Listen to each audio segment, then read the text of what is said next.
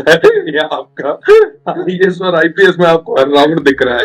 रावण तो मुझे दिखते ही, मैं तो उनको दुर्योधन और दुशासन कहता हूँ। सिस्टम लग रहा है।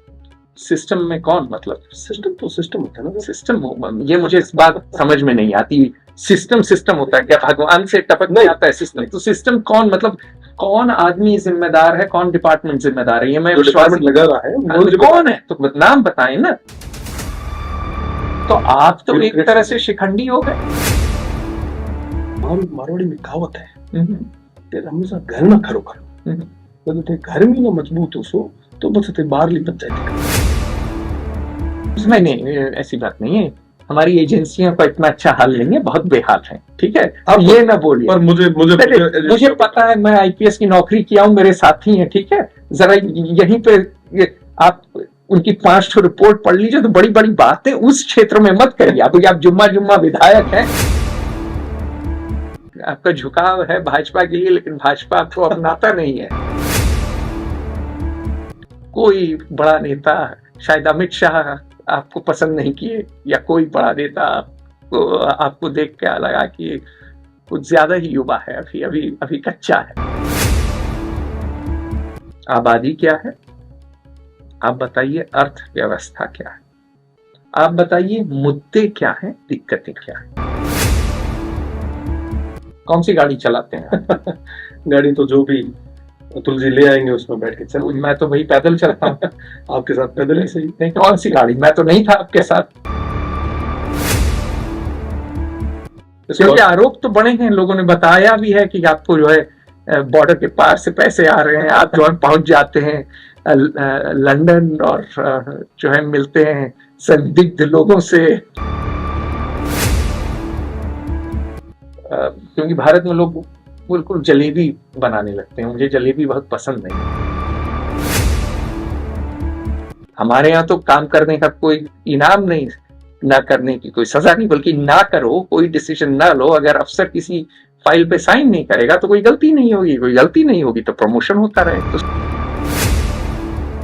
कुछ देशों में सिस्टम काम करते हैं। मैं हमेशा कहता हूं, मैं जापान में मैंने कभी गंदा टॉयलेट नहीं देखा, और भारत में या और भी बहुत देश हैं, भारत ही नहीं, आप चले आइए बहुत सी पुरानी कॉलोनी, वहां आपको कभी क्लीन टॉयलेट नहीं मिलेगा।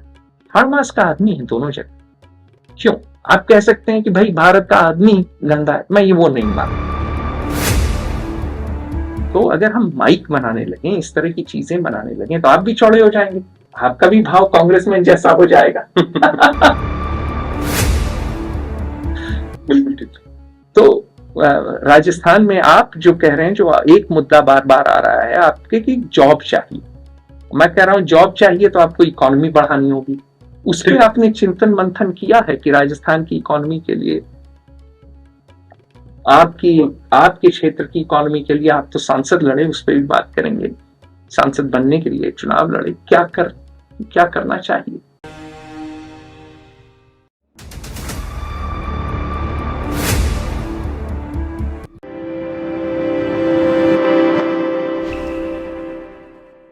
नमस्कार, फेयर ऑब्जर्वर हिंदी में आपका स्वागत है। मेरे साथ आज हैं रविंद्र सिंह भाटी, युवा नेता हैं, राजस्थान के नेता हैं। उम्र इनकी 26 साल है, मात्र 26 साल। और साहब विधायक हैं, एमएलए हैं, शिव क्षेत्र से, रहने वाले बाड़मेर के हैं, और चुनाव भी लड़े ये लोकसभा के लिए। ये सीट शायद जसवंत सिंह की हुआ करती थी, बिल्कुल एक जमाने में। हाँ, और मैं उनको जानता था, उनके साथ थोड़ा बहुत काम भी किया था। और ये वो सीट मात्र 1 लाख वोट से हारे, सत्य। और ये लड़े हैं निर्दलीय, ये बड़ी बात है, क्योंकि दल बल के साथ तो बहुत लोग लड़ते हैं। और जब दल बल के साथ आप लड़ते हैं, कांग्रेस से लड़े या भाजपा से लड़े, तो आपके पीछे पार्टी होती है, आपके पीछे वर्कर होते हैं, आपके पीछे सबसे बड़ी बात पैसा होता है। तो रविंद्र सिंह भाटी निर्दलीय लड़े हैं, पता नहीं पैसा कहां से आया, वो तो बाद में बात करेंगे। लेकिन विधायक बन गए हैं, एमएलए बन गए हैं, और एमपी बनते बनते रह गए। तो साहब ये बताइए कि नेतागिरी में आप आए कैसे? मैं छात्र संघ से मैंने शुरुआत की। अच्छा, जोधपुर विश्वविद्यालय में मैं 2013 में नाम उसका पूरा है? जय नारायण व्यास विश्वविद्यालय, अच्छा, JNVU, जय नारायण नारायण व्यास विश्वविद्यालय। बताइए, जोधपुर। जोधपुर। ये वहाँ के प्रधानमंत्री थे जब जोधपुर स्टेट जब स्टेट थी ना, रियासत थी। मुख्यमंत्री हुआ करते थे। मुख्यमंत्री हुआ करते राजस्थान। राजस्थान के फिर मुख्यमंत्री थे। जी। अच्छा, जनरल तो व्यास- उनके नाम पे है जी। ये विश्वविद्यालय। ये विश्वविद्यालय पश्चिमी राजस्थान का सबसे बड़ा विश्वविद्यालय है। 2013 में प्रवेश लिया था। हम्म, वकालत करने के लिए मैं गया था। हम्म, 5 साल की वकालत थी। पूरी करने के बाद में हम्म, तमाम जो साथी थे हम्म। उन्होंने कहा कि चुनाव लड़ दिया जाए। अच्छा, पश्चिमी राजस्थान की सबसे बड़ी विश्वविद्यालय में चुनाव लड़ना अपने आप में एक बहुत बड़ा चैलेंज है। क्यों? जाहिर सी बात है कि यहाँ पे बड़े बड़े लोग चुनाव लड़ते हैं, बड़ी बड़ी पार्टियां चुनाव लड़ती कितने हजार लोग हैं हैं। विश्वविद्यालय? लगभग 23,000 23,000 यूथ के वोटर हैं। ठीक है। यूथ वोटर हैं। और एबीवीपी भी होगी वहाँ? NSUI भी है। NSUI भी है। SFI अच्छा, भी है। ये बता दीजिए सबको, ये किस पार्टी के हैं? मैं उस समय विद्यार्थी परिषद से तैयारी कर रहा था। तो अखिल भारतीय विद्यार्थी परिषद भाजपा की है। ये लड़ते हैं विश्वविद्यालयों में। NSUI है, national students union of India, ये कांग्रेस की है। मैं निर्दलीय लड़ा उसके साथ। और SFI है, स्टूडेंट फेडरेशन ऑफ इंडिया, जो कि कम्युनिस्टों की है। हाँ, है कि नहीं? बिल्कुल। और ये लड़े निर्दलीय। निर्दलीय। तो निर्दलीय क्यों लड़े? आपको टिकट कोई और नहीं दे रहा था क्या? नहीं मिला। नहीं मिला। नहीं मिला। किससे कोशिश की थी आपने? ABVP से? जी, मैंने विद्यार्थी मतलब आपका झुकाव है भाजपा के लिए, लेकिन भाजपा आपको अपनाता नहीं है। मैंने प्रयास किया था उसमें। अच्छा।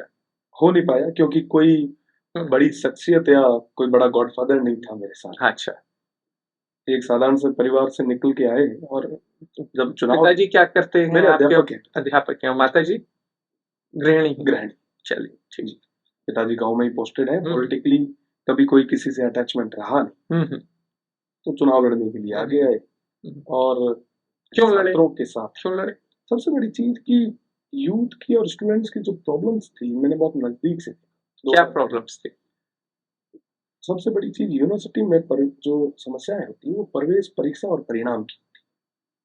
विद्यार्थी जब एडमिशन लेता है, जब एग्जाम होते हैं और जब रिजल्ट आता है, और इसके साथ में जो भी फैसिलिटीज होती है उनको लेके, तो कि यूथ की आवाज को, स्टूडेंट्स की आवाज को बेहतर तरीके से सिस्टम के आगे, वहां के एडमिनिस्ट्रेशन के आगे रख सके, प्रशासन के आगे। तो बताइए, परिवेश में क्या खराबी है? क्या शिक्षक आते नहीं है पढ़ाने? क्या जो पढ़ाते हैं वो रटंत विद्या घड़ंत पानी है कि पता चला वही नोट्स बने हुए हैं के 20 साल पुराने, और वही जो है चालू हैं, पढ़ा रहे हैं। IPC और बदल गया है, भारतीय न्याय संहिता आ गई है। इस तरह की दिक्कतें हैं क्या? थोड़ी बहुत है। बदलाव भी आ रहा है, पर बदलाव जाहिर सी बात है कि अचानक नहीं आ सकता। धीरे धीरे धीरे धीरे न चल मेरे रेमना वाली कहानी है। बिल्कुल। अच्छा, तो परिवेश की बात आपने की। परीक्षा से क्या दिक्कत? परीक्षाएं, कई सारी कोर्सेज ऐसे होते हैं जहाँ परीक्षाएं समय रहते नहीं होता। अच्छा। कई सारे कोर्सेज हैं जो बहुत ज्यादा लेट चलते हैं। कितना लेट? 6 महीना? लगभग 6 महीने, साल भर। साल भर तक? हाँ। तो मतलब 1 साल की 3 साल की डिग्री 4 साल लेगी, और 5 साल की डिग्री 6-7 साल लेगी। निश्चित रूप से फिर इसको लास्ट सेमेस्टर में समायोजित करने का एक चलता है कि कैसे भी करके 6 महीने करिए। हाँ। तो मतलब सेशन होता ही नहीं है।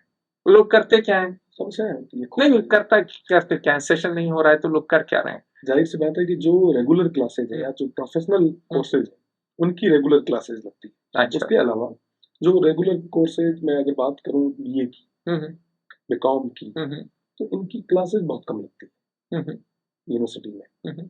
और अध्यापक आते नहीं? अध्यापक, स्टूडेंट नहीं आते, दोनों ही आते। दोनों नहीं आते। तो स्टूडेंट क्या कर रहे हैं? मोटरसाइकिल चला रहे हैं और खूब सारे, देखिए, और सिनेमा देख रहे हैं। नहीं, ऐसी बात नहीं है। मैं ये मानता हूँ कि जो ग्रामीण परिवेश से आता है वो ग्रेजुएशन के साथ में तैयारी भी करता है। कोई कांस्टेबल की कर रहा है, कोई अध्यापक के लिए कर रहा है। अच्छा, नौकरी के लिए, मतलब और हजारों लोग डालेंगे अर्जी और एक को मिलेगी। वो एक अलग सिस्टम है। पर व्यक्ति अपना प्रयास तो करेगा। कई सारे आर्थिक तौर पे इतने मजबूत नहीं होते तो बेचारे काम भी करते हैं। अच्छा, वो हमारे भाई हैं, हमारे साथी हैं, तो समस्याएं अलग अलग। अब जो परिणाम से क्या, परिणाम में क्या दिक्कत है? परिणाम में ये है कि कभी किसी का परिणाम समय रहते नहीं आए। अच्छा, तो पहले परीक्षा ही नहीं होती और फिर परिणाम और देरी से आता है। इस परीक्षा और परिणाम यही काम है। बाकी इसके अंदर तो कॉन्स्टिट्यूशन की तो बात कर नहीं सकते उस समय तो वहाँ का जो सिस्टम है। नहीं, ये तो बड़ी चीज है, लेकिन ये बड़े मुद्दे हैं, तो इनको आप सुधारना चाहते थे, तो आप चुनाव लड़े और आप जीत भी गए। बिल्कुल। और कुछ सुधरा? बिल्कुल। अच्छा, क्या सुधरा? सबसे बड़ी चीज की प्रवेश और परीक्षा समय पे होने लगे और परिणाम समय पे आने। अच्छा, ये कैसे करवाया आपने? जाहिर सी बात है कि इसके लिए कैलेंडर जारी करने का प्रयास हमने किया कि आप साल भर पहले ही ये कैलेंडर जारी करें। तो आपको ये वाइस चांसलर से आपने मांग रखी? तो वाइस चांसलर मान गए? क्योंकि बहुत से वाइस चांसलर तो ऑफिस ही नहीं जाते हैं, आर्म्ड गार्ड के साथ रहते हैं और कंस्ट्रक्शन में के कॉन्ट्रैक्ट्स में पैसे कमाते हैं। वो शिक्षा पद है, कई सारे सभी ऐसे नहीं होते। नहीं, सब तो नहीं होते, लोग भी हैं। मैं तो ये भले थे क्या वाइस चांसलर आपकी बात मान गए? मेरी उनसे बनी नहीं कभी। नहीं बनी तो कैसे मान गए वो? आपने उनको जो है ऑफिस में ही बंद कर दिया, बोला कि आप नहीं मानेंगे तो निकलने नहीं देंगे। सहयोग ये था कि मुझे 3 साल तक काम करने का मौका मिला। अच्छा, अमूमन छात्र संघ अध्यक्ष के पास में 180 वर्किंग डेज ही टाइम रहता है कि वो अपना टेन्योर कंप्लीट कर ले। आपको 3 कैसे मिल गए? कोविड आ गया, तो कोविड के अंदर एक फीस का हमने मूवमेंट किया। फीस न ले, फीस जो हम जैसे लाइब्रेरी की ले रहे हैं, पार्किंग की ले रहे हैं, जब बच्चा यूज ही नहीं कर रहा। जैसा मैंने पहले कहा कि सब आर्थिक तौर पे मजबूत नहीं है। ग्रामीण परिवेश के कई सारे विद्यार्थी आते हैं, तो उनका ध्यान रखना हमारी जिम्मेदारी है, नैतिक धर्म है, कर्तव्य है। तो उस चीज की जो ये फीस ले रहे थे, तो हमने इसका विरोध किया, मुझे रेस्टिकेट कर दिया गया। मैंने युवाओं को कहा, स्टूडेंट्स को रेस्टिकेट कर दिया गया कि वाइस चांसलर ने आपको रेस्टिकेट कर दिया? सीधे बोलिए तो सटीक बात। बिल्कुल।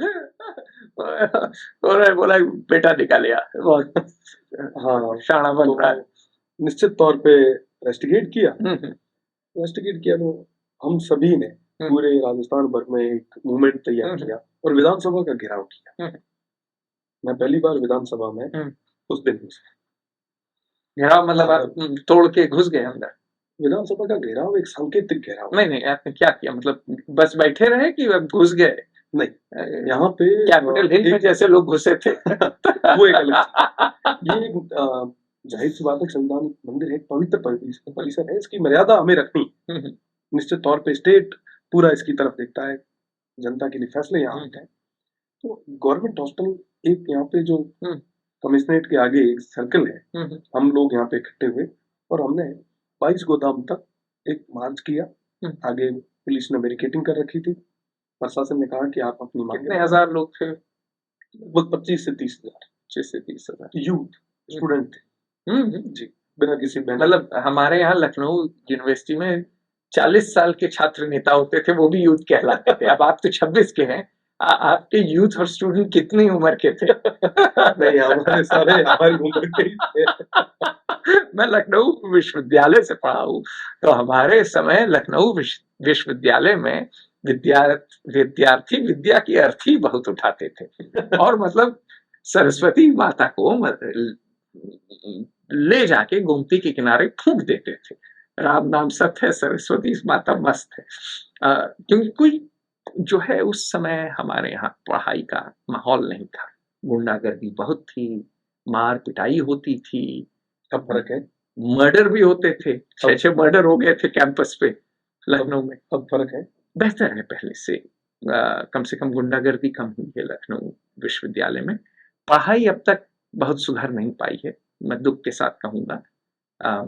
अभी भी जो विद्यार्थी आ रहे हैं उनको वो शिक्षा नहीं मिलती है जो मिलनी चाहिए, लेकिन कम से कम गुंडागर्दी कम है। तो आपके छात्र आए आपके पीछे और 25-30 हजार और आपने घेराव किया विधानसभा का। विधानसभा के फिर क्या हुआ? साथ विधानसभा की जो यहाँ के हमारे शिक्षा मंत्री हुआ करते थे, हायर एजुकेशन मिनिस्टर, उनके सामने हमने बात रखी। मैं ये कहना चाह रहा हूँ कि हमने कई सारे ऐसे मूवमेंट किए जो छात्र की बात उन्होंने मान ली निश्चित रूप से, और साथ ही साथ एक जमीन पर खड़े विश्वविद्यालय की। मुझे आज भी याद है कि लगभग 1100 से 1200 करोड़ की जमीन थी विश्वविद्यालय की, और राजस्थान के बड़े दुख के साथ कह सकता हूँ कि कहना पड़ रहा है कि राजस्थान के तमाम विश्वविद्यालय आज फाइनेंशियल क्राइसिस से गुजर रहे हैं। उनको समय रहते ग्रांट नहीं मिल पाती, जिसकी वजह से वो अपने जो एम्प्लॉई है उनको आपने फिर बोला ग्रांट नहीं मिल पाती, कौन नहीं देता है ग्रांट? यूजीसी भी है और स्टेट गवर्नमेंट। यूजीसी और स्टेट गवर्नमेंट, तो यूनिवर्सिटी ग्रांट्स कमीशन और स्टेट गवर्नमेंट। स्टेट गवर्नमेंट में कौन? शिक्षा मंत्री की जो आईएएस बैठता है सेक्रेटरी बन के। तो जाहिर सी बात है कि कहीं ना कहीं प्रत्यक्ष और अप्रत्यक्ष रूप से सभी इन्वॉल्व, कमी गलतियां सबकी रहती है। नहीं, निर्णय जो लेता है ना, गलती उसकी है साहब। अब आप बोलिए कि गलती वो बेचारा चपरासी की भी है, तो बात वो उचित नहीं है ना। मैं ये कहना चाह रहा हूँ तो मतलब कि गलती किसकी है?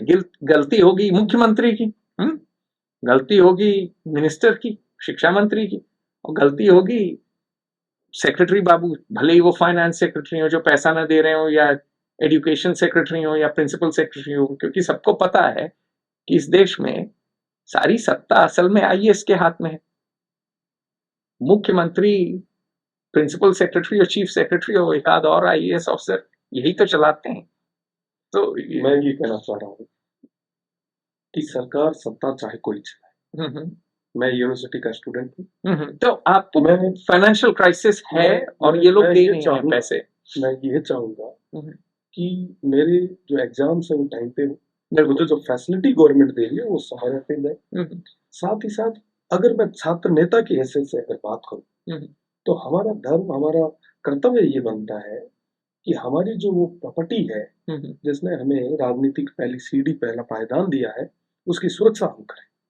आने वाले समय में जब 15-20 साल बाद भी जब विश्वविद्यालय की कहीं बात आए, जैसे आज हम कर रहे हैं, तब गर्व से कह सकें कि साहब हमारे उस समय विश्वविद्यालय की स्थिति गंभीर थी, पर हमने विश्वविद्यालय का 1 इंच भी जमीन को बिकने नहीं दी, हमने आखिरी दम तक लड़ाई लड़ी और बचा। तो आपने विश्वविद्यालय की जमीन बचाई, और आप जो है विश्वविद्यालय की फाइनेंशियल क्राइसिस जो अभी भी है उस पर भी काम कर रहे हैं। तो चलिए, ये आपके छात्र नेता की कहानी हुई। आपने परिणाम, परिवेश, परीक्षा और परिणाम तीनों में सुधार लाया। ठीक है, अब परीक्षा समय पे होती है, परिणाम समय पे आते हैं, परिवेश भी कुछ सुधर गए आपके प्रयास से। मैं मान लेता हूँ आपकी बात की, कुछ अध्यापक पढ़ाने लगे हैं और कुछ विद्यार्थी और पहले से ज्यादा पढ़ने लगे।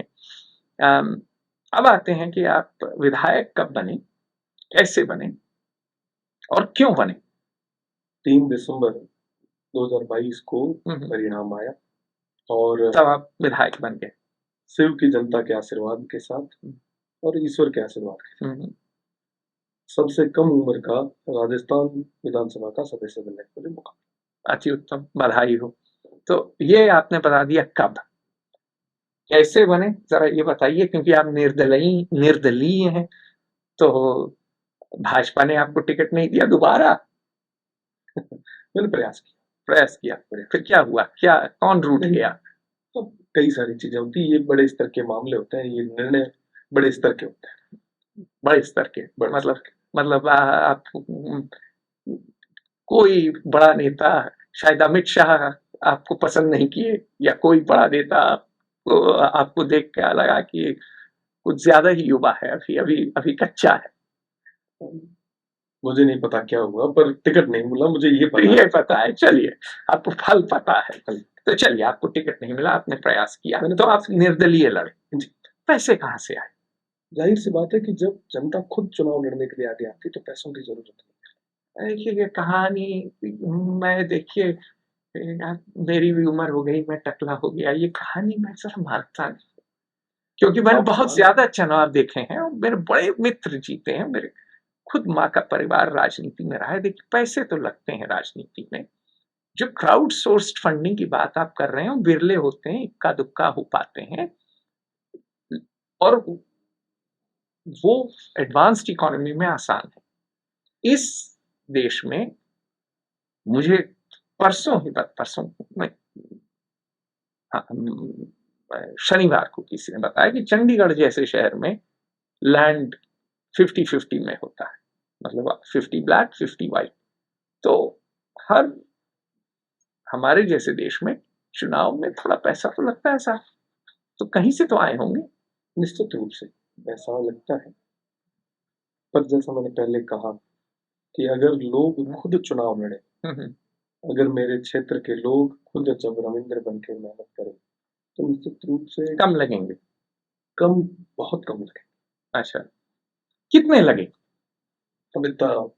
अरे आप चुनाव लड़े हैं तो अभी कैलकुलेट मैं मोटा मोटी बताइए, मैं कैलकुलेट रखता नहीं। अरे तो मोटा मोटी बताइए ना, पूछ के जरूर बताओ, पूछ के बताइए, अगली दफे मिलेंगे तो बताइइएगा।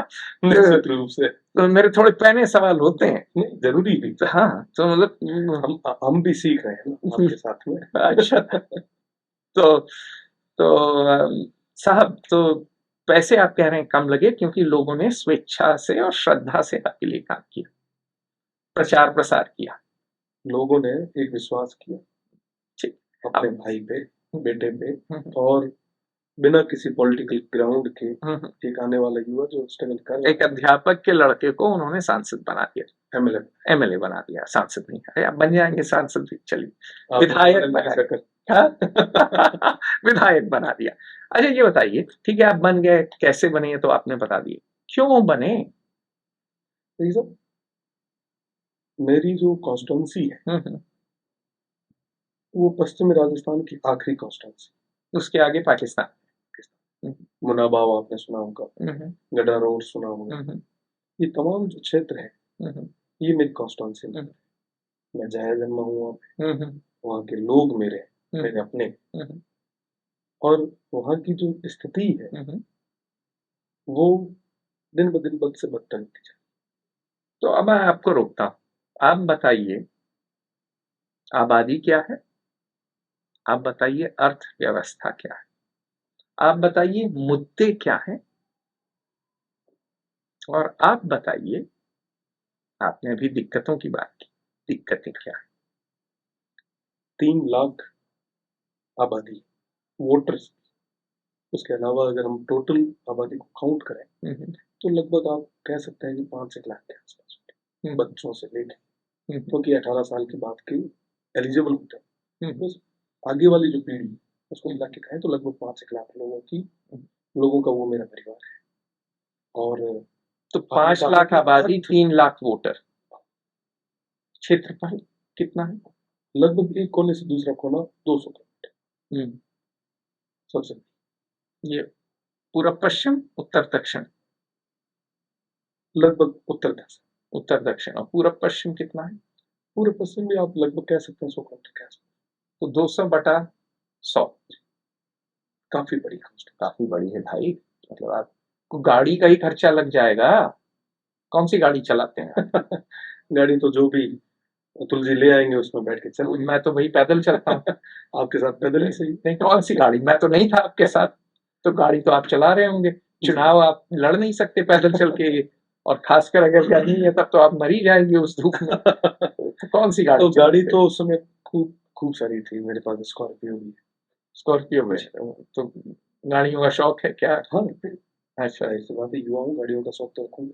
नहीं, मुझे युवा समय गाड़ियों का शौक नहीं था, खेल का शौक, अलग अलग अपने अपने शौक है। हाँ, मैं उसमें तो फुटबॉल, बास्केटबॉल और खासकर स्विमिंग, मतलब पूल में ही रहता था, लोग मजाक करते थे कि तो वहीं रहेगा वहीं मरेगा, इसको दफनाने की जरूरत नहीं है, डुबा दे, दफनाने या जलाने की।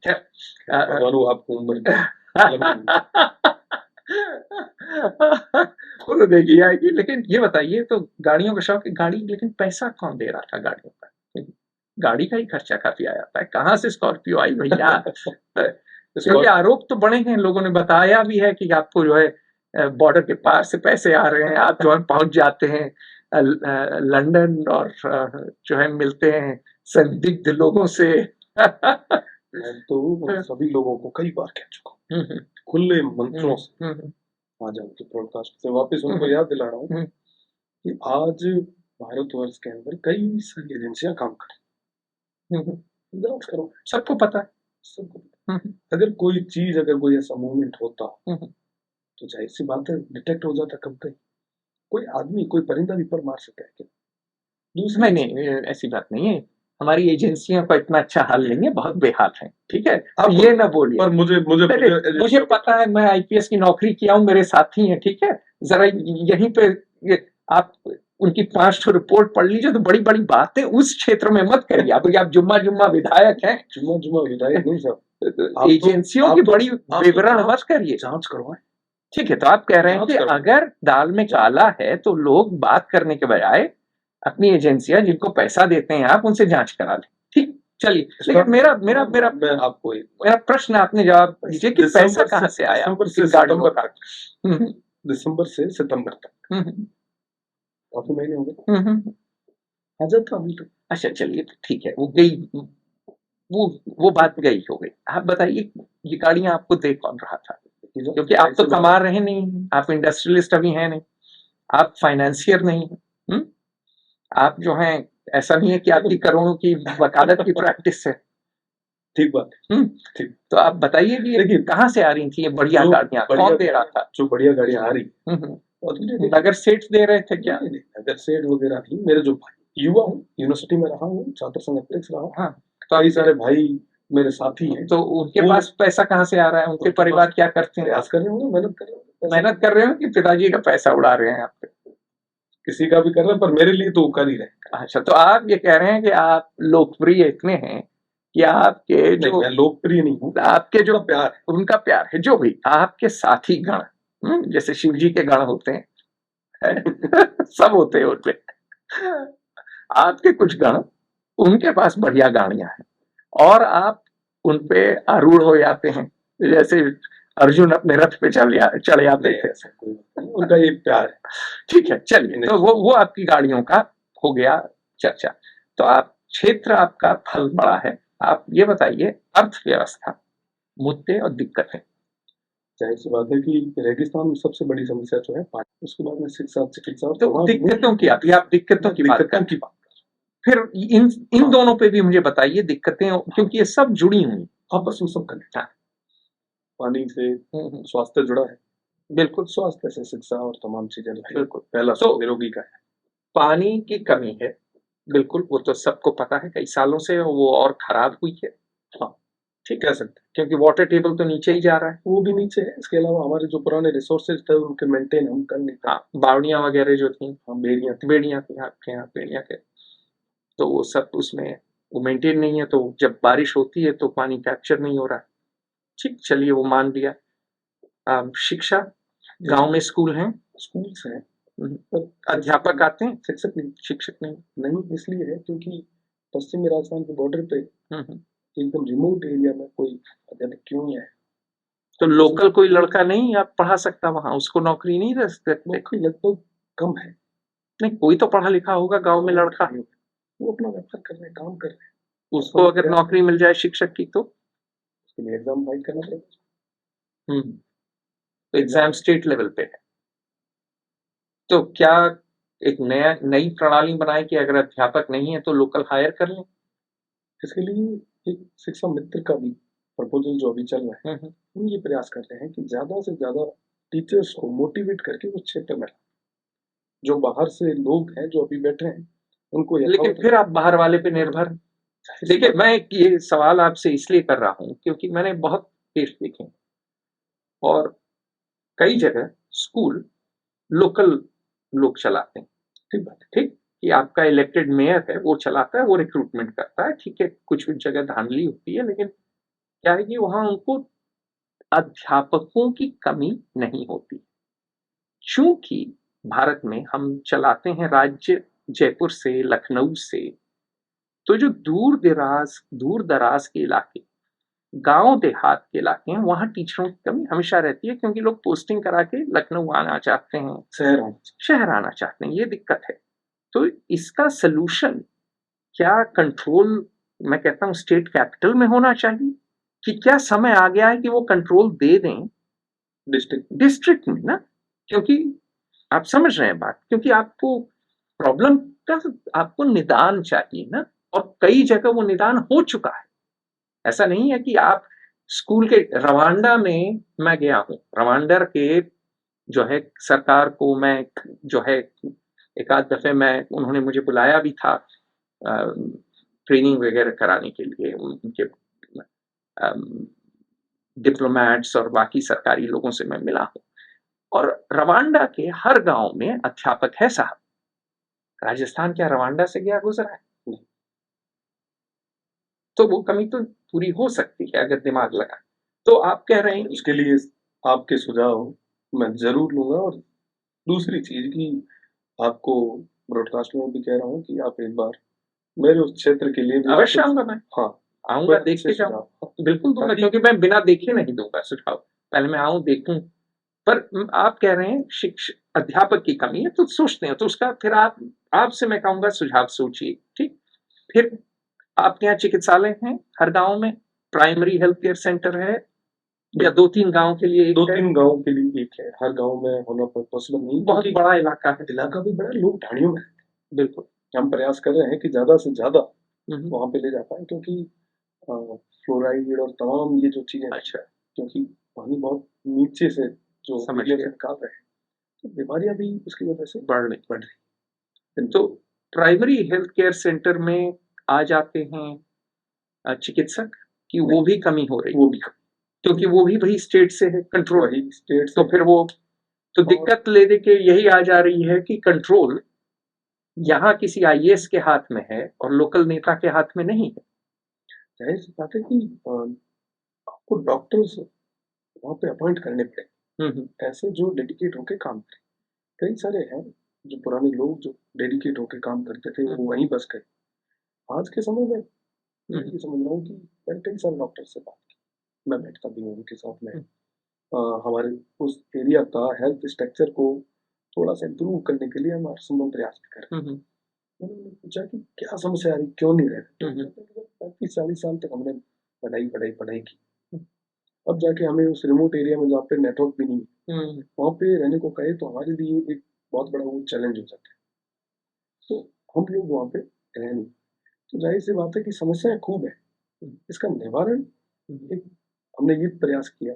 तो तीन चीजों की आपने बात टेली मेडिकल पे, पानी, दूसरा आपने बात की अध्यापक, शिक्षा एजुकेशन, और तीसरा आपने बात की स्वास्थ्य। निश्चित। और इसका आप कर रहे हैं कि टेलीमेडिसिन निवारण, क्योंकि डीएनपी एरिया है मेरे क्षेत्र में, डेजर्ट नेशनल पार्क, तो उसके अंदर आज भी नेटवर्क की समस्या है। हम प्रयास कर रहे हैं, अभी तक हमने 7 से 8। तो चौथी चीज टेली नेटवर्क, तो नेटवर्क के लिए भी हम प्रयास कर रहे हैं। लगभग 7 से 8 नेटवर्क जो है, टावर जो है, वो हमने अभी एलोकेट करवाए हैं। लगभग प्रोसीजर कंप्लीट हो गया है, आने वाले समय में वो भी लग जाए। तो ऐसी समस्या है खूब सारा, और निवारण के लिए हम हर संभव प्रयास कर रहे हैं। अभी हमने गवर्नमेंट से बात की थी कि जो पुराने हमारे संसाधन थे पानी के लिए, उनको हम बढ़िया तरीके से संवर्धन करें। जाहिर सी बात है कि आप जितने भी सिस्टम नए डेवलप कर रहे हो, आप उस नए के चक्कर में जो पुराने सोर्सेस थे उनको पूरे तरीके से डिस्ट्रॉय कर रहे हैं, जिसकी वजह से समस्या दिन ब दिन विकराल रूप लेती जा रही। आप नए डेवलप करें, साथ ही साथ जितने भी पुराने हैं उनको भी आप पूरे तरीके से। इजराइल में पानी आ सकता है, आपने जैसे अभी बात की कि रवांडा में जब एजुकेशन हो सकता है, जब इजराइल जैसे देशों में जब पानी हो सकता है, तो हमारे यहाँ पे क्या? तो समस्या खूब है, और उसके निवारण के लिए भी हम हर संभव प्रयास करें। मैं आपसे प्रश्न करता हूँ, जो जिस तरह की आप बात कर रहे हैं, आप काम करने की बात कर रहे हैं। एमएलए का काम क्या होता है? विधायक का काम क्या होता है? मेंबर ऑफ लेजिस्लेटिव असेंबली का मूल काम क्या होता है? लेजिस्लेटर होता है। हाँ, तो क्या काम होता है लेजिस्लेटर का? निश्चित रूप से कि संविधान की बात है ना, लेजिस्लेटर का काम बताइए साहब, सीधा बताइए। जाहिर सी बात है कि लेजिस्लेटर सदन के अंदर अपने मुद्दों को, अपने क्षेत्र की बातों, बिल्कुल एक वो हो गया, जाहिर सी बात है। इसके अलावा तमाम जितने बिल जो स्टेट के वेलफेयर के लिए होते हैं, उसके अंदर लेजिस्लेटर का बहुत बड़ा रोल। एक मैं आपको रोकूंगा, क्योंकि भारत में लोग बिल्कुल जलेबी बनाने लगते हैं, मुझे जलेबी बहुत पसंद नहीं।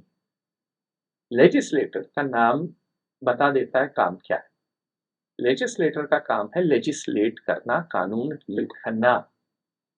प्रधान कार्य आपका है कानून लिखना, ठीक है? आज के दिन लेजिस्लेटर, हिंदुस्तान का विधायक हो या सांसद हो, कंस्टिट्यूएंसी के लिए तो भागा दौड़ी करता है, लेकिन जो काम है कानून नहीं लिख रहा है, बल्कि कानून लिखने की बात नहीं है, वो अपनी सुनवाई बस पहुंचा रहा है। तो जो आप कह रहे हैं ये सारी चीजें पानी वाली, ये तो एक तरह से मेयर का काम है जो यहाँ डीएम करता है। मेयर की बात नहीं, मेयर या जो भी मैं आपको बता इलेक्टेड लीडर, इसके लिए मैं आपको बता दूं, इलेक्टेड लीडर हमारे जो लोग हैं, आप कानून की बात कर रहे हैं, मैं पूरे तरीके से तो लेजिस्लेटर का काम होता है, लेजिस्लेटिव उस असेंबली के हम मेंबर हैं, उस लेजिस्लेचर, एग्जीक्यूटिव और जुडिशरी आपने पढ़ा होगा अपनी लॉ की, बिल्कुल तीन भाग हैं। आप जिस कानून की बात करें, कानून लिखने से पहले हमारे उन तमाम लोगों को जो तमाम मूलभूत सुविधाएं वो तो जरूरी है। हम जहां से इलेक्ट होके आते हैं, बिल्कुल वादों के साथ सहमत हूँ, जिन वादों के साथ में, जिस भरोसे के साथ में, जिस विश्वास के साथ में यहाँ पे आते हैं, और यहाँ पे आने के बाद में जब उनकी बातों को छोड़कर जब हम देश विदेश की बातों को, और जाहिर सी बात, मैं एक एक एक एक ट्रेन की अगर साहब की मारवाड़ी में कहावत है, तेरे हमेशा घर ना खरो करो, यदि ते घर में ना मजबूत हो सो तो बस ते बाहरली पंचायती कर पाओ। बिल्कुल ये कानून लिखने की तो बात करा, पर हमारा लोग जब तक पानी और छोटी छोटी चीजें वास्ते तरसता रहे हैं, मैं पर से मोटी बातें कर सब ठीक होता है। ठीक, बस सहमत हूँ, लेकिन आप ये बताइए मुझे कि आप पानी वानी देने का तो अधिकार रखते ही नहीं है, क्योंकि जो ढांचा है सारा एग्जीक्यूटिव काम किसके थ्रू होगा? डीएम के थ्रू। बिल्कुल। तो आप तो एक तरह से शिखंडी हो गए, क्योंकि आपके कंट्रोल में नहीं है। मान लीजिए जो सत्ता डीएम के हाथ में, डीएम को हटा के वहां का एक इलेक्टेड शिव कंस्टिट्यूएंसी के आप मान लीजिए आप सर्वे सर्वा हो, ठीक है, कि विधायक के बजाय जो बाकी जगह होता है कि भाई लोकल मेयर क्या करता है या लोकल लीडर क्या करता है, पहली चीज शिक्षा, ठीक बात, दूसरी चीज लॉ एंड ऑर्डर, तीसरी चीज पानी, चौथी चीज सैनिटेशन कि भैया सीवेज कहाँ जा रहा है, सीवेज कह लीजिए, पांचवी चीज रबिश कलेक्शन। तो आपने जो सारी बात कही वो तो बाकी देशों में लोकल लीडर जो मेयर या जो भी उस इलाके का इलेक्टेड होता है, एग्जीक्यूटिव पावर तो उसके पास है, एग्जीक्यूटिव पावर तो आपके पास नहीं है। आप तो बस जाके सुनवाई कर सकते हैं, इतना ही कर रहे हैं ना आप जा रहे हैं, आपने बिल्कुल कहा कि घर मजबूत बनाना है, सहमत हूं, लेकिन उस घर में ईंट लगाने का अधिकार तो है नहीं आपके पास। आप तो जा रहे हैं एक डिपार्टमेंट से दूसरे डिपार्टमेंट, आप तो निर्दलीय हैं, तो आप जाएंगे मुख्यमंत्री के पास, फिर आप घेराव करेंगे, फिर आप किसी जो है सेक्रेटरी के पास जाएंगे, फिर आप किसी डॉक्टर के पास जाएंगे, आपके पास एग्जीक्यूटिव पावर तो कुछ नहीं है। जैसा कहा कि सुनवाई करें, है ना, या तमाम जो एग्जीक्यूट करने वाली जो एजेंसीज है उनको प्रॉपर तरीके से काम कराने की जिम्मेदारी भी तो हमारी है। लोगों है, लेकिन मैं कुछ उससे गहरी बात कर रहा हूँ, लोगों ने, मैं कुछ उससे गहरी बात कर रहा हूँ। मैं कह रहा हूँ कि ये जो ढांचा हम लोगों का है, जो कि कॉलोनियल स्टेट है, कलेक्टर का काम क्या था? लगान वसूलना, कर वसूलना। मैं कह रहा हूं कि उसके बजाय उसका पावर उसके हाथ से छीन के आपके हाथ क्यों ना दे दें? आप ही चलाइए ना, शिव कंस्टिट्यूएंसी आप ही चलाइए। आपने जो जो बातें कही कि ठीक है पहला काम मेरा पानी वानी देना है, तो ठीक है वो इलाका सारा एग्जीक्यूटिव पावर आपके पास हो, और जनता आपको पसंद ना करे तो 5 साल में आपको लात मार के निकाल दे, और अगर आपको पसंद करे तो आपको कंधे पे चढ़ा के आपकी जय जयगान करे, स्तुति करे, आपको सराखों पे रखे, है कि नहीं? मैं देखिए ये कॉन्स्टिट्यूशनल अमेंडमेंट आया था पंचायती राज का, वो इसी को लेके आया था, पर वो कभी इंप्लीमेंट ही नहीं हुआ, क्योंकि एग्जीक्यूटिव पावर तो अब तक गया नहीं है स्टेट कैपिटल से, और बड़ी स्टेट में उससे बड़ी प्रॉब्लम है। तो आप सुनवाई कर रहे हैं इन एग्जीक्यूटिव एजेंसी से काम कराने की, जो कि बाई डिजाइन, जो कि बनी ही नहीं है जनसेवा के लिए। ये तो शासक हैं, हर जगह देखिए कहां लिखा है उत्तर प्रदेश शासन, हम तो यूपी से। अधिकारी ये नहीं है कर्तव्यकारी किसी का नाम। तो सत्ता तो आपके पास नहीं है ना, नेता जरूर है, लेकिन आपके पास एग्जीक्यूटिव पावर नहीं है। चलिए हमने बात काफी की, इस पे आपके विचार और सुनेंगे। तो आपने क्षेत्र के मुद्दे तो बड़े अच्छे बताए। अब बताइए राज्य के क्या मुद्दे हैं? मैंने सुना कि एक बात मैंने सुनी आज ही सवेरे कि Rajasthan public service commission RPS RPSC UPSC का जो भाई बंधु है, छोटा भाई है, कि पता चलता है कि परीक्षाएं जिसके लिए आपने आंदोलन किया था वहां जो है लीक हो रही हैं, पेपर लीक हो रहे हैं और नौकरियां नहीं लग पा रही हैं। तो राज्य का एक मुद्दा तो आज सवेरे आपके किसी मित्र ने मुझे बता दिया। राज्य के स्तर पे क्या मुद्दे हैं जो आपको परेशान कर रहे हैं? ये सबसे बड़ी जो समस्या एक युवा होने के नाते मुझे जो दिख रही है वो हमारे प्रदेश में जो बेरोजगारी की फौज जो बेरोजगारी बेरोजगारी जो दिनों दिन बढ़ती जा रही है, ये बहुत बड़ी समस्या ये तो अर्थव्यवस्था से है। आपके बताइए आपके क्षेत्र में कहाँ नौकरी, कोई धंधा है, कोई बिजनेस है, इकोनॉमी कैसे चलती है? जाहिर सी बात है। मैं आपको कहना चाहूंगा कि मेरे क्षेत्र में या राजस्थान भर में हर क्षेत्र में कई सारी नई चीजें जो है वो स्टेट द्वारा डेवलप की जा सकती नहीं, वो आप कह रहे हैं कि मैं पूछ रहा हूँ कि अभी क्या हो रहा है, अभी कैसे लोग जी रहे हैं? जैसे आपके क्षेत्र की बात करते हैं, क्षेत्र क्या इंडस्ट्री है, लोग करते क्या है, कैसे खाते हैं? वर्तमान में तमाम जितने भी लोग हैं लगभग 30 से 40% जो लोग हैं वो बाहर जाते हैं। अच्छा, जिसमें आप कह सकते हैं कि गुजरात है, महाराष्ट्र है, लेबर बन के।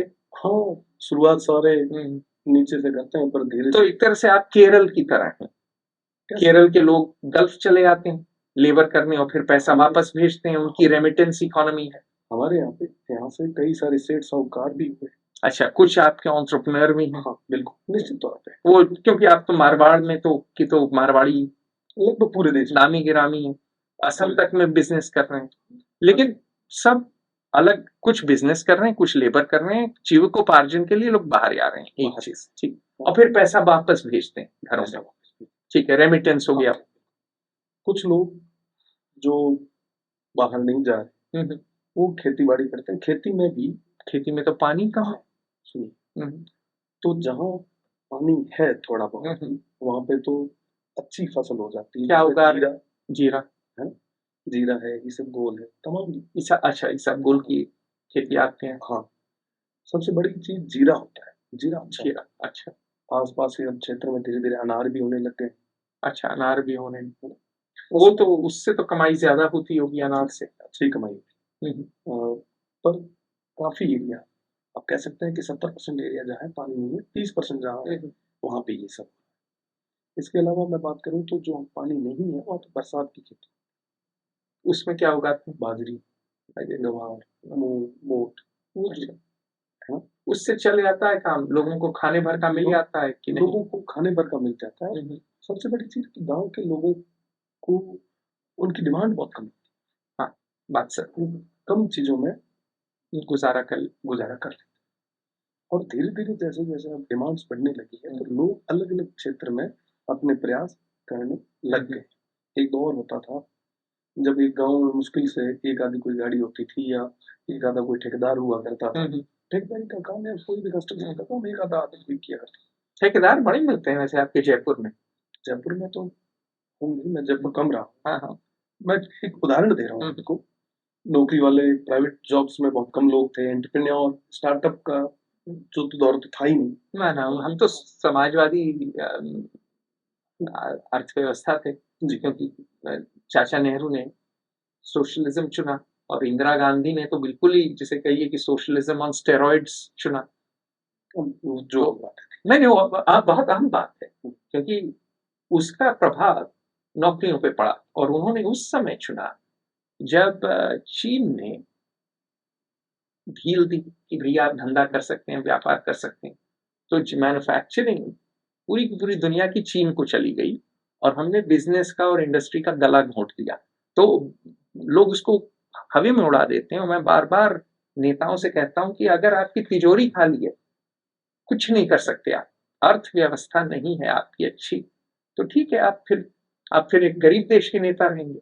अगर आपकी अर्थव्यवस्था अच्छी है तो आपकी भी जो है चौड़ाई रहेगी तो आप ही के हित में है कि भारत की अर्थव्यवस्था आप राज्य की अर्थव्यवस्था और आपकी क्षेत्र की अर्थव्यवस्था अच्छी हो, है कि नहीं? हम सबका हित है, आपका भी हित उसी में। निश्चित। तो धीरे धीरे जैसा जैसा लोगों के पास में जैसे डिमांड बढ़ती गई, वैसे सब अपना अपना प्रयास करके गुजारा भी करने लगे। वर्तमान समय में अब पेट्रोलियम की खूब सारी कंपनी जो वहाँ पे आती है। अच्छा, वहाँ पेट्रोल आ गया है लगभग 2003 से निकला है। और कौन कंपनी है? कैन एनर्जी है क्या? अच्छा, सारी मतलब नाम खूब सारी ऐसे एनर्जी है, वेदांता है, वेदांता है और भी खूब सारी। तो तब तो कमाई अच्छी हो रही है आपके यहाँ, एम्प्लॉयमेंट जनरेट हो रहा है, लोगों को रोजगार मिल रहा है और हम सब भी तो आर्थिक हालात बेहतर हो रहे हैं, लेकिन प्रदूषण का दिक्कत होगा थोड़ा। हाँ, जाहिर सी बात है कि अब जैसे मैं एक नई चीज आपको बताऊँ चैनल के माध्यम से कि सोलर और विंड जो है बाहर से कहीं और से आ रही है। ये आपके लखनऊ की अगर मैं बात करूँ तो मुझे नहीं लगता कि एक साथ में 100 बीघा जमीन भी किसी की होगी, क्योंकि गांव से गांव टकरा गए, शहरों से शहर टकरा। आबादी बहुत ज्यादा है उत्तर प्रदेश में, जगह नहीं है। राजस्थान में जगह और मुझे लगता है कि राजस्थान जैसी जगह कहीं और है भी। अगर कच्छ का रण वगैरह ये हाँ छोड़ दें तो उसके अलावा कहीं है। तो अब हमारे कच्छ में सोलर कर सकते हैं, मैं गया हूँ वहां, तो बहुत सोलर पावर उत्पादन खुद से हमारे इस क्षेत्र में अब धीरे धीरे आपने प्रदूषण की बात की, तो खेजड़ियां जो थी या जो खेत थे या जो पहले ओरण गोचर छोड़ा करते थे, धीरे धीरे वो सारे खत्म से ओरण गोचर में सोलर लगे।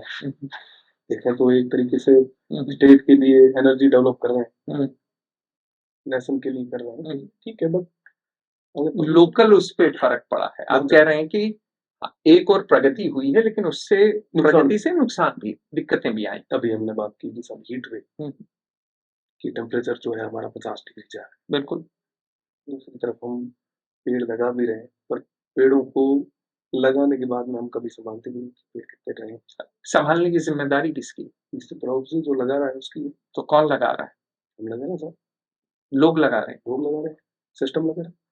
सिस्टम में कौन? मतलब सिस्टम तो सिस्टम होता है ना, सिस्टम। ये मुझे इस बात समझ में नहीं आती। सिस्टम होता है क्या? भगवान से टपक नहीं आता है सिस्टम? तो सिस्टम कौन, मतलब कौन आदमी जिम्मेदार है, कौन डिपार्टमेंट जिम्मेदार है? ये मैं विश्वास लगा रहा है वो कौन है, तो नाम बताएं ना। यही मुझे जो है, अगर देखिए कहावत है ना, if everyone is responsible for everything, then no one is responsible for anything. System आपने कह दिया तो फिर ये आप क्यों काम करें, मैं क्यों काम करूं? भाई स्पेसिफिसिटी, आप नेता हैं, युवा नेता हैं, कल को आप चलाएंगे राज्य, हो सकता है, तो कौन कर रहा है, किसकी जिम्मेदारी और उसका क्या करेंगे आप? मतलब आप उसका उसकी बलि चढ़ा देंगे फ्रेंच रेवोल्यूशन की तरह अगर उसने काम नहीं किया। आदमी काम क्यों करता है? दो कारण। मैं भी कंपनी चलाता हूं, मैं भी यहाँ नौकरी करके गया हूं, दो कारण। एक तो उसको इनाम मिले और दूसरा उसको सजा मिले, तीसरा कोई कारण नहीं होता है। ठीक है, ज्यादातर कुछ लोग हैं जो अंदर ही उनमें उबाल है आपकी तरह, वो या एंटरप्रेन्योर्स की तरह वो घुस जाते हैं मैदान में, पर बड़े कम होते हैं। तो आप इनाम उसको क्या दे रहे हैं, इंसेंटिव क्या है, सजा क्या, और सजा क्या, पेनल्टी क्या है? हमारे यहाँ तो काम करने का कोई इनाम नहीं, ना करने की कोई सजा नहीं, बल्कि ना करो, कोई डिसीजन ना लो, अगर अफसर किसी फाइल पे साइन नहीं करेगा तो कोई गलती नहीं होगी, कोई गलती नहीं होगी तो प्रमोशन होता रहे। तो सिस्टम, जब आप कहते हैं सिस्टम कर रहा है, सिस्टम काम नहीं कर रहा है, आपको भी पता है, मुझे भी पता है, ठीक है। अगर काम कर रहा होता तो आप इतना आंदोलन और इतना घेराव नहीं करते बाबू जी। चलिए, तो पेड़ कौन लगा रहा है, पेड़ कौन लगा रहा है, और फिर उसकी देखना क्यों नहीं कर रहा है? पेड़ तो सब लगा रहे, मैं वापस वही बात सब लगा रहे तो मतलब सब, तो इसीलिए सारे पेड़ मर जा रहे हैं। अगर कोई विभाग लगा रहा है और उसका बजट है, वो टैक्स पेयर का बजट है, बिल्कुल टैक्स पेयर का, तो फिर वो टैक्स पेयर का पैसा आप इस तरह गंवा नहीं सकते। आपका काम है कि भैया ये अफसर था, ये आईएएस अफसर था, यही रावण है, यही दुर्योधन है। मुझे लगता है ये आपका आईएएस और आईपीएस में आपको रावण दिख रहा है। रावण तो मुझे दिखते ही, मैं तो उनको दुर्योधन और दुशासन कहता हूँ कि आईएएस है दुर्योधन, ठीक है। क्यों? क्योंकि एक दिन कल्चर, दूसरे दिन एग्रीकल्चर, तीसरे दिन फाइनेंस, आता कुछ नहीं है, आता नहीं है काज और करना चाहते हैं राज। और आईपीएस है दुशासन, जो कि जब आईएएस बोलता है कर चीर हरण बोलता है, हाँ भैया आप भी रहे? मैं रहा हूँ, मैं सिस्टम मैंने, और मैं बड़े देशों के सिस्टम का अध्ययन किया हूँ। अभी मैं कुछ दिन में टोक्यो जा रहा हूँ एशियन गवर्नेंस कॉन्फ्रेंस पे, तो मैं इन्हीं चीजों पे चिंतन मंथन करता हूँ। कुछ देशों में सिस्टम काम करते हैं। मैं हमेशा कहता हूँ, मैं जापान में मैंने कभी गंदा टॉयलेट नहीं देखा, और भारत में या और भी बहुत देश हैं, भारत ही नहीं, आप चले आइए बहुत सी पुरानी कॉलोनी, वहां आपको कभी क्लीन टॉयलेट नहीं मिलेगा। हर मास का आदमी है दोनों जगह। क्यों? आप कह सकते हैं कि भाई भारत का आदमी गंदा है, मैं ये वो नहीं मानता। मैं ये मान के चलता हूं कि अगर आपका सिस्टम आपने सही बनाया तो आपके यहाँ भी साफ टॉयलेट हो सकता है, और होता है। आपके एयरपोर्ट में है साफ टॉयलेट। हमारी फौज में आप जाइए, मेरे पिताजी फौज में रहे हैं, army research and referral hospital में जाते हैं, डॉक्टर थे? डॉक्टर थे, प्लास्टिक सर्जन थे, 71 की लड़ाई में 72 घंटे ऑपरेट किए थे। आपको साफ टॉयलेट मिलेगा। क्यों? वही आदमी, आड़मास वही, चमड़ी का रंग वही, धर्म वही, लेकिन एक जगह आपको मिलता है, दूसरी जगह नहीं मिलता है। क्यों? क्योंकि वहां सिस्टम ठीक है, आपको पता है किसकी ड्यूटी है, और अगर अच्छा काम करिए, वो भी परफेक्ट नहीं है फौज, तो कुछ सिस्टम है जो काम कर रहे हैं। तो जो चीजें काम कर रही हैं वो चीजें हमको उन्हीं का अनुसरण करना होगा। ब्यूरोक्रेट से इतने प्यार का कोई विशेष कारण? दो कारण। एक, अगर आप इतिहास पढ़िए तो कॉलोनियल स्ट्रक्चर है, और वो कॉलोनियल स्ट्रक्चर लूटने के लिए है, और अकाउंटेबिलिटी नहीं है, ना इंसेंटिव है। ब्यूरोक्रेट से नहीं, सिस्टम की जो बात कर रहे हैं उसकी बात है। मेरे बड़े मित्र हैं ब्यूरोक्रेसी में, और वो स्वयं कहते हैं सिस्टम फेल कर गया है। दूसरा, और ये बहुत अहम बात है, कि हम गरीब देश हैं, और गरीब देश में कैपिटल और टैलेंट दोनों कम होता है सर, दोनों।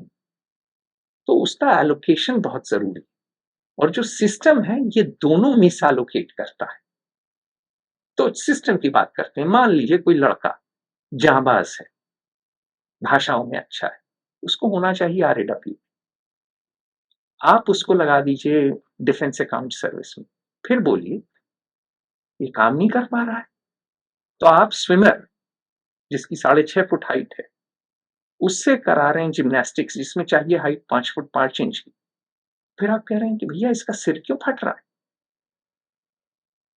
आपने तो कभी दिमाग लगाया नहीं सिस्टम बनाने में, आप तो वही जुगाड़ जुगाड़ जुगाड़ पे चालू है। और ब्यूरोक्रेट से जो विशेष प्रेम यह है कि जब ये लोग सत्ता में आ जाते हैं तो निरंकुश हो जाते हैं। आपको चुनाव लड़ना है, 5 साल बाद आप देखिए आए हैं कितने प्रेम से मिले। साहब आएगा तो साहब चॉपस्टिक से मूंगफली खाता है। आप भी मिले हैं साहब लोगों से। एक दफे सिलेक्शन हो गया तो दामाद है सर, आप आजीवन काम करें ना करें, अकाउंटेबिलिटी क्या है? तो जो कॉलोनियल स्ट्रक्चर है सिर्फ यहाँ नहीं, आप देखिए यहाँ है IAS, पाकिस्तान में है PAS, वो भी यही है, एक दिन कल्चर, दूसरे दिन एग्रीकल्चर, तीसरे दिन फाइनेंस। बांग्लादेश में है BAS, एक ही सिस्टम है तीनों देशों में अंग्रेजों के यहाँ नहीं है कोई। क्यों? अंग्रेजों ने एक खाना बनाया अपने लिए, मालिक के लिए, एक खाना बनाया नौकर के लिए। तो अगर आप नौकर का खाना खा के खुश हैं तो आप नेता कैसे? नेता का काम है नेतृत्व ना। तो अगर सिस्टम नहीं चल रहा है, आप कह रहे हैं पेड़ नहीं है, तो सवाल यह है कि क्यों नहीं चल रहा है सिस्टम? या तो सुधारिए या बदलिए, वो तो आपका काम है ना।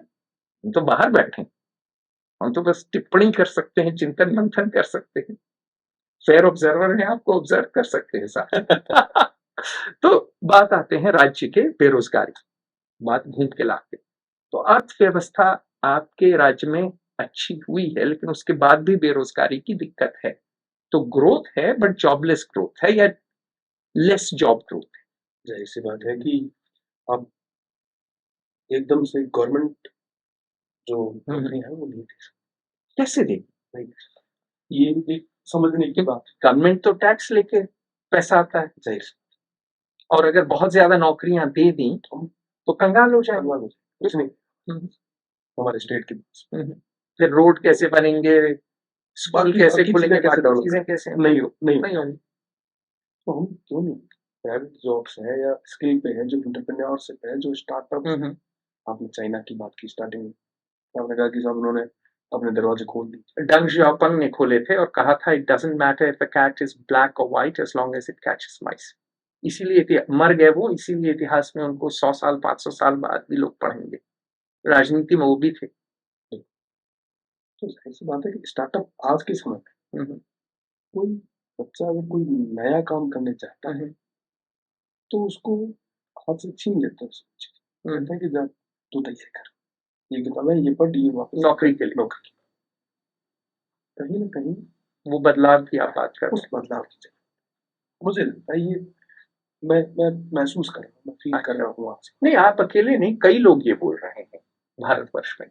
मैं उत्तर दक्षिण पूरब पश्चिम घूमता हूँ और कई लोग बोलते हैं कि सब लोग सिविल सर्विसेज की परीक्षा लिखने के बजाय या इंजीनियर बनने के बाद वो जो है चपरासी की पोजीशन के लिए अप्लाई कर रहे हैं। राजेंद्र नगर है, मुखर्जी नगर है, वहाँ पे दिल्ली में लाखों लाखों भाई हैं जो तैयारी कर रहे हैं। जाहिर सी बात है, इतनी पोस्ट नहीं, 35 साल तक वो 40 साल तक अगर कोई तैयारी करता है, इतनी तैयारी के बाद में उसके लिए ऑप्शन क्या है? पढ़ाई उसने की, अच्छी पढ़ाई की, मेहनत उसने की, जीरो। अगर वो सेलेक्ट हो गया तो उस भवसागर में तर गया, और नहीं है तो रह गया। तो एक छोटी सी बात है, वो तो बात सच है, लेकिन एक और चीज है। आप ही के जो है राजस्थानी शायद डालमिया मारवाड़ी होते हैं ना। हाँ, तो अभिषेक डालमिया ने मुझसे कहा कि एक और जो है नौकरी की मारामारी, लेकिन दूसरी ओर अच्छा प्लम्बर, अच्छा कारपेंटर, अच्छा इलेक्ट्रिशियन, अच्छा मेटल वर्कर नहीं मिल रहा है। ये भी बात सच है कि इंडस्ट्री को अच्छे वर्कर, अच्छे कारीगर नहीं मिल रहे हैं। और अगर आप प्लम्बर हैं साहब, आज के दिन खासकर दिल्ली में, बंगलौर वगैरह में आप ज्यादा पैसा कमा रहे हैं, ले रहे हैं एक सॉफ्टवेयर इंजीनियर से। और प्लम्बर मिलना अति कठिन हो गया है। मेरे माँ बाप महीनों ढूंढते रहे कि एक अच्छा प्लम्बर मिल जाए। तो शायद आप तो नेता है, शायद बीए करने के बजाय, और आपको शिक्षा में रुचि, शायद हमें जो है इस पे ध्यान देना है जिससे कमाई हो। अंत में तो कमाई जरूरी है ना। अगर आप चपरासी बन गए और आपने इंजीनियरिंग डिग्री की है तो क्या फायदा। लेकिन अगर आप कोई चीज बना सकें, ये देखिए माइक, हमारा रोड माइक कि आप बनाएं, ये रोड तो है अमेरिका से आया है। तो अगर हम माइक बनाने लगे, इस तरह की चीजें बनाने लगे, तो आप भी चौड़े हो जाएंगे, आपका भी भाव कांग्रेस में जैसा हो जाएगा। बिल्कुल ठीक। तो राजस्थान में आप जो कह रहे हैं, जो एक मुद्दा बार बार आ रहा है आपके कि जॉब चाहिए, मैं कह रहा हूं जॉब चाहिए तो आपको इकोनॉमी बढ़ानी होगी। उस पर आपने चिंतन मंथन किया है कि राजस्थान की इकोनॉमी के लिए, आपके क्षेत्र की इकोनॉमी के लिए आप तो सांसद लड़े, उस पर भी बात करेंगे। सांसद बनने के लिए चुनाव लड़े, क्या करना चाहिए? ऐसी बात है, इकोनॉमी के लिए हमारे इस क्षेत्र में तमाम जितनी भी आज मल्टीनेशनल कंपनी जो काम कर रही है, आज वहाँ बहुत बढ़िया तरीके से रेवेन्यू डेवलप हो रहा है, रेवेन्यू जनरेट हो रहा है। और उसके साथ में टूरिज्म जो है, क्योंकि बाड़मेर और जैसलमेर डेजर्ट एरिया है, लगभग मुझे लग रहा है कि बाड़मेर जैसलमेर के अलावा इतना रेगिस्तान कहीं और है नहीं, क्योंकि आप जालोर सिरोही जयपुर बात करेंगे। और वहाँ पे कई सारी चीजें जो इकोनॉमी को डेवलप करने के लिए, ये तमाम चीजें, साथ ही साथ जैसी बात की हमने कि हम हमारे लोगों को जब तक मोटिवेट करके एंटरप्रेन्योरशिप की और स्टार्टअप्स की और नहीं ले जाएंगे तब तक नहीं हो पाए। एक और बात पुणे में लोग कहते हैं कि पुणे बहुत जीएसटी देता है, और पुणे कहता है कि हमारा जीएसटी मुंबई जाता है, दिल्ली जाता है, हमारे यहाँ नहीं लगता है। ये शिकायत पूरी भी है बिल्कुल कि जो मल्टीनेशनल है वो रेवेन्यू आ रहा है जयपुर और दिल्ली, और आपके इलाके में नहीं लग रहा है। 40 करोड़ रेवेन्यू जनरेट करके एक दिन का, एक दिन उसमें से कितना लगता है आपको? मुझे नहीं लग रहा कि 5% भी लग रहा है। आप आंकड़ा एकदम पकड़ के अगर ला सकें तो और अच्छा होगा। कितना रोज आपके इलाके से जनरेट होता है, कितना उसमें लगता है, अगर उसका थोड़ा सा हायर परसेंटेज भी लग जाए, परसेंटेज अगर मैं बताऊं आपको कि 40 करोड़ तो 4 करोड़ क्या 2 करोड़ है 5%? बस 2 करोड़ दिन का आपके यहाँ लगता है? नहीं लग रहा। अगर लग रहा होता तो आप सोचें कि 2013 में ये ऑयल निकलना शुरू हुआ था और 2-2 करोड़ करके आप 365 गुना कर दो, 10 साल हो गए।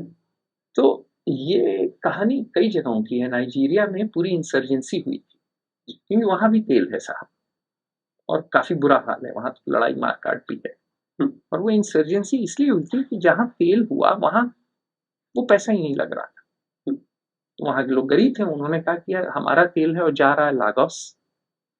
तो ये कई जगहों पे दिक्कत होती है। हमारा तो प्रजातंत्र एक तरह से उनसे कहीं आगे है।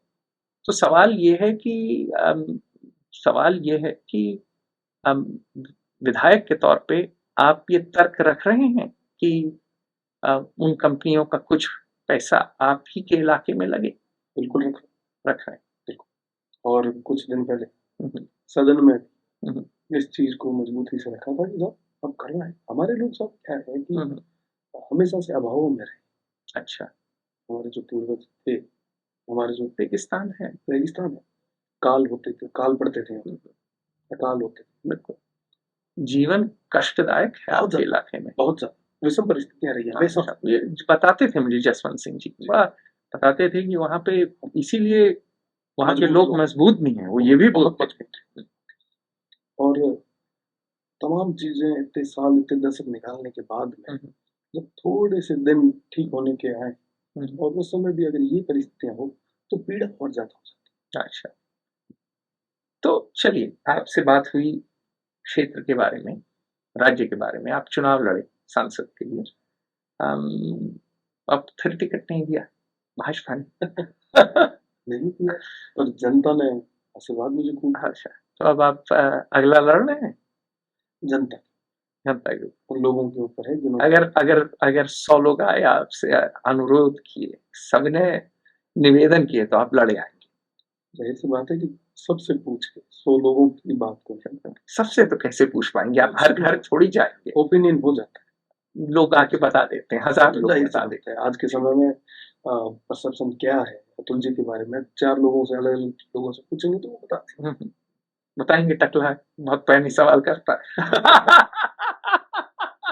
नहीं, पर लोगों को नई चीजें देखने को, समझने को मिली। ठीक है, तो सवाल, आप किसी पार्टी में जाना चाहेंगे? वर्तमान में मैं इंडिपेंडेंट ठीक है। भविष्य में, क्योंकि इंडिपेंडेंट रह के आप नीति नहीं बना पाएंगे ना। मैं आपको भविष्य में क्या होगा, कैसे होगा, मुझे भी नहीं पता ना। पता है क्या करना? नहीं पता है, हम सब लोग मरेंगे। All of life is a March two death, सब लोग बुढ़ाएंगे। ये सत्य है, अटल सत्य है। वो भविष्य में क्या होगा उसकी कल्पना आज करना मुझे लगता है कि वर्तमान में जीना ठीक।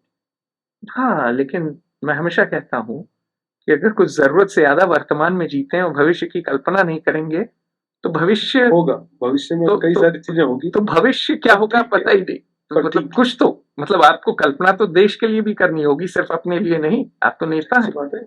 वो तमाम लोग हैं, उनकी ठीक है, मैं आप नेता वाला उत्तर दे रहे हैं, आप लड़ेंगे, मैं समझ गया। ठीक है, चलिए आपसे सवाल करता हूं मैं फिर